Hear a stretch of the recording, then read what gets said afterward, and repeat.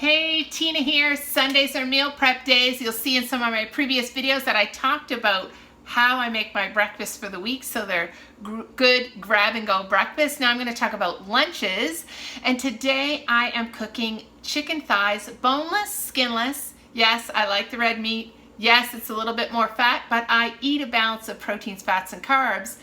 But what I want to talk to you today is, yes, I'm having chicken thighs all 5 days of the work week, but I'm going to change up the flavor. So Mrs. Dash, wherever you are, I love you, okay? And I'm going to show you the spices that I go to that are salt-free spices, extra spicy.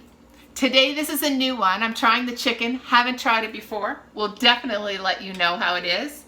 Herb and garlic and the Southwest Chipotle. So yes, I have chicken thighs for lunch each day of the 5 days of the week, but I have all different flavors. Now, what am I going to pair those chicken thighs with so that I have a balance of proteins, fats, and carbs? Those are my protein source.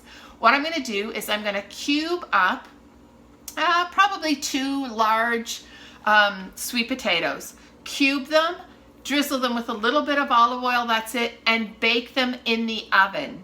And they will be my source of carbs for the week. Now, if I didn't want sweet potatoes, I could do some brown rice. I could do some quinoa, chop up some peppers, whatever I have from the garden, throw that in with the rice and the quinoa to give it a little bit of flavor, but those could be my carb sources. Now my fat source, because I'm cooking the potatoes with a little bit of olive oil and I'm choosing a fattier meat, I probably won't add an extra fat.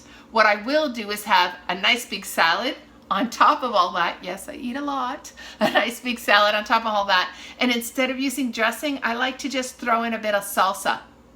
And that gives it a little bit of flavor. If I'm using rice as or quinoa as my carbohydrate base, then I can add a little bit of fat. What would I add?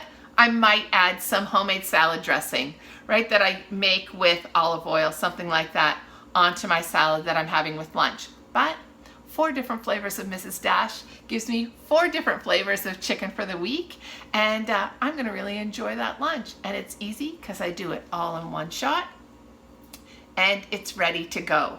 So if you want some more recipes like that, if you want to learn how we are staying fit and lean past our 50s, and we are Menopause Weight Busters, we join you into our sisterhood.